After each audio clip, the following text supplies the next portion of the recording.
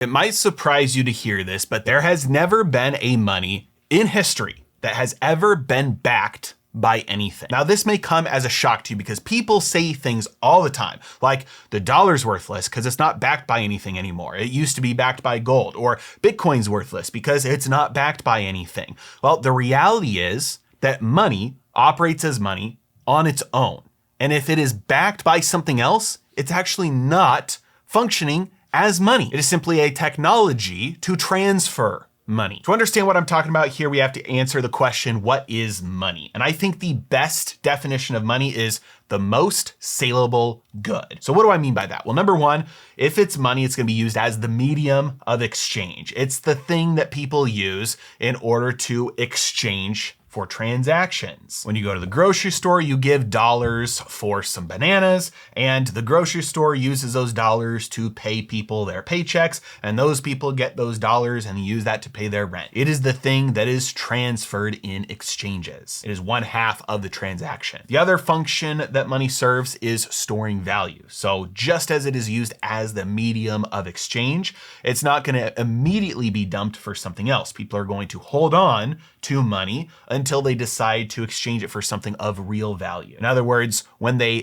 give something of value, like their time or their labor or a product or a service, they're going to get in exchange the money, and that's going to store the value of their time, labor, product, service, until they decide to exchange that storage of the value for something that has real value, like rent or clothes or food or transportation. Now, obviously, if something is only going to be used as medium of exchange and a store of value, there could be lots of things that could serve the role of money, but usually it's a winner-take-all game. There's only one thing that serves that role. And that's because the thing that wins at being the money for everybody is going to be the most saleable good. Here's what I mean by that. Let's go back in time to an imaginary place that never existed where they used barter instead of money. There is no anthropological evidence whatsoever that barter was ever used in complex society with more than a couple of people who needed to interact together. But for the sake of understanding what's going on, we have to start with barter. So imagine you and I are on a desert island. You're really good at climbing trees and getting coconuts. I'm really good at fishing and getting fish. At the end of the day, you give me some of your coconuts in exchange for some of my fish, and we both have water to drink then, and we both have fish to eat. That works out great for both of us. The wealth didn't increase. I have a couple fish, you have a couple coconuts,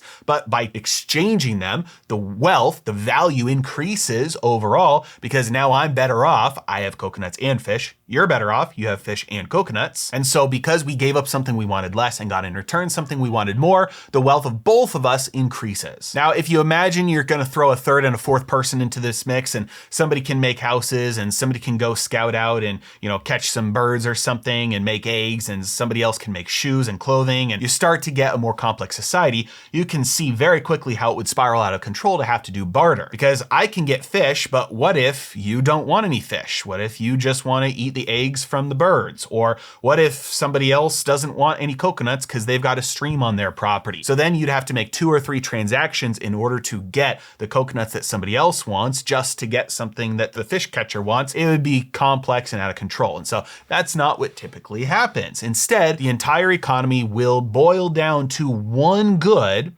that everybody else is most likely to accept, and then it becomes kind of self-fulfilling. People are willing to accept it in exchange because everybody else is willing to accept it. Some of the earliest forms of food as money were like salt and rice. I'm willing to accept it as payment because I know at the end of the day, I could use it if I needed to. I could eat it. Or I know that everybody else is willing to accept it as payment, and so it gives me a good way to store my value until I need to exchange it for something. They also last a relatively long period of time, and so I don't have to worry about it spoiling after a day or two. Because it is easily divisible, it makes it good for being a medium of exchange. I can give you a little bit of rice, or I can give you a lot of rice. But at the end of the day, rice can get eaten by rats, and salt can get dissolved by water, and so thousands of years ago, the world altogether kind of boiled down on gold being the most saleable good. It didn't rot, it didn't rust, it didn't decay. It was easily identifiable just by its color, by its density. And so you could store your value in it as long as you needed without worrying about it rusting or rotting. And you could make it as small as you wanted. You could cut it up into little pieces. You could melt it down. You could mix it with other metals to dilute it. And so it was very easy to divide. Because of that, gold made for a very good form of money, and it lasted as money for thousands of years, being used as the store value and the medium of exchange.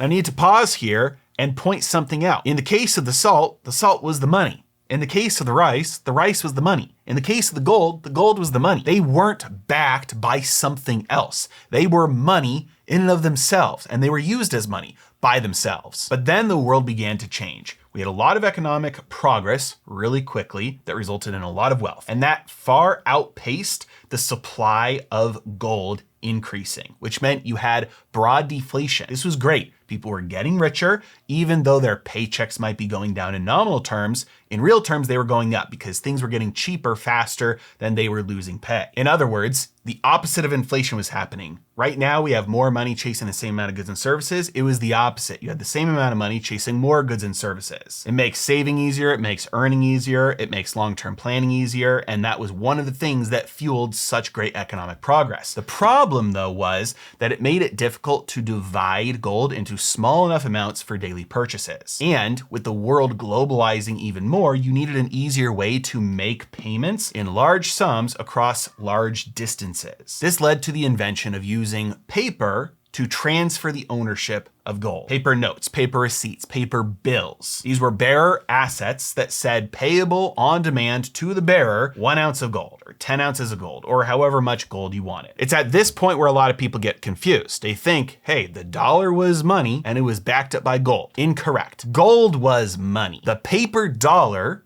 was the technology that allowed easier transfer of ownership of the gold. The gold was still the money. The only thing the paper was doing was making it easy for the ownership of that gold to move from one person to another very easily, or from one nation to another very easily. Now, that system did not last very long, and eventually the redeemability of paper into gold was completely cut off. And what we were left with was a paper dollar system, one in which gold was demonetized and no longer used as money, and the paper started to be used as money. This is the world we live in today. Although they are digital, it is the same exact system. The dollar is money because it is used as the medium of exchange, and it is used as a store of value. It is the most saleable good. And if you don't believe me, next time you go to the grocery store, try paying for your groceries with a 1 ounce gold coin. You won't be able to. So dollars are money today. They operate as money on their own terms. When you pay somebody $1 or receive $1 in an exchange, you are not transferring the ownership of anything else other than the dollar itself. And this is what a lot of people get wrong about future monetary systems. They think if we want to have a good money in the future, it needs to be anchored to something else. It needs to be redeemable for something else. No. Anything that operates as money will always operate as money on its own terms. If it is redeemable for something else, it's the other thing that's the money. If the dollar or another currency becomes backed by gold in the future, the gold will be remonetized. It's the gold that's the money. And the technology used to transfer the ownership of that money, of the gold, will only work if it solves the problems that made it fail last time, which is central banks had too easy of a time confiscating that gold and not transferring the ownership of it when they said they would. So if something is backed by something or redeemable for something else, it's not money, it's just technology. If something can operate as money on its own terms, then it can be money. Now at this point, you're probably thinking, well, rice was money because people could use it for food, and salt was money because people could use it to preserve food, and gold was money because people could use it for decoration, and today they can use it for medical devices. The problem is, use case doesn't mean backed by. Gold's not backed by its ability to be used in jewelry. That's not what gives it its monetary usefulness. In fact, there's a very good case to be made that the only reason gold survives as a form of decoration or jewelry is because of its monetary usefulness. The fact that rice can be eaten means a good chunk of its value comes from people's desire to eat it, which means if people stop desiring to eat rice, then its value could plummet, independent of its monetary usefulness. Gold's ability to be used in decoration or in technology for electronics means that part of its value is tied to its industrial usefulness, which means if that changes or it gets replaced by something else, then part of its value will be hurt, independent of its monetary usefulness, which means that if a monetary technology has a use case outside of being money, that detracts from its monetary value. It doesn't add to it. I know there's a ton of you reading between the lines of what I'm saying here and waiting for me to scream, Bitcoin is the answer and Bitcoin will fix this. Now, while it is true that Bitcoin is a technology designed to be used as money in and of itself, it's not backed by or redeemable for anything. And it is true that it is currently being used as a store of value. It is not being broadly used as a medium of exchange. You would expect that process if something's going to become money in the future.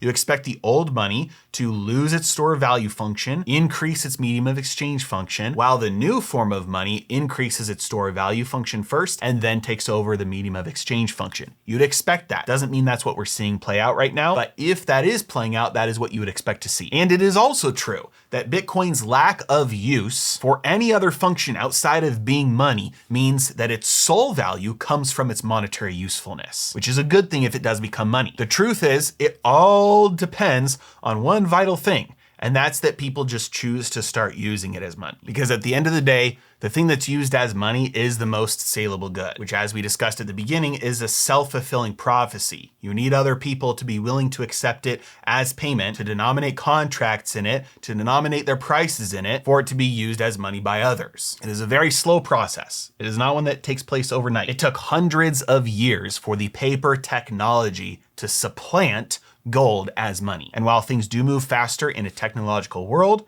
they don't move that much faster. And so if you are banking on Bitcoin increasing in its market value to become money in the future, make sure you're willing to make that bet over a very long period of time. As always, thank you so much for watching. Have a great day.